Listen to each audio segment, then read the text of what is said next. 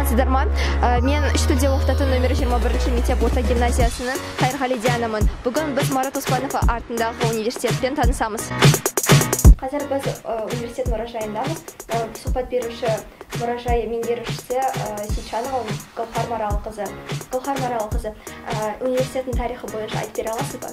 60 жылдық тарихы бар университет 1957 жылы ашылған болатын. Бірінші ректорымыз Даиров Алмағамбет Бекшұлы, қазіргі таңдағы ректорымыз Төлеуов Мұрат Қошбайұлы болатын. Көп рахмет. Енді университет мұражайы туралы бір-екі сөз айтып кетсеңіз. Мұражайымыз 1997 жылы 40 жылдық мерейтойына ашылған болатын.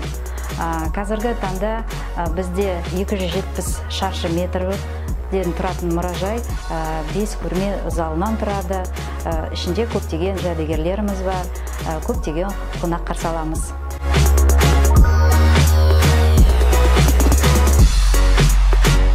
Марат Оспанов атындағы Батыс Қазақстан мемлекеттік медицина университетінің тарихы 1957 жылдан басталады.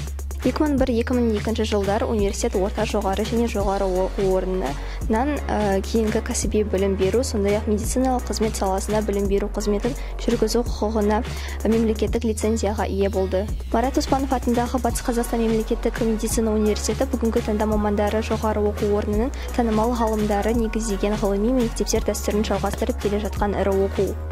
Ғылыми және медициналық мекеме болып табылады. Білім беру процесі жоғары оқу орны және жоғары оқу орнынан кейін негізгі білім беру бағдарламалары бейіні бойынша мамандарды қайта даярлау және біліктілігін арттыру қамтиды. Бүгінгі таңда студенттердің 60% мемлекеттік білім гранты негізінде білім алады. Сонымен қатар облыстық әкімдіктерден медициналық кадрларды даярлау үшін гранттар бөлінеді. Шетелдік студенттерді қабылдау бойынша жұмыс жүргізілуде. Қазіргі уақытта Үндістаннан 264 студент білім алуда.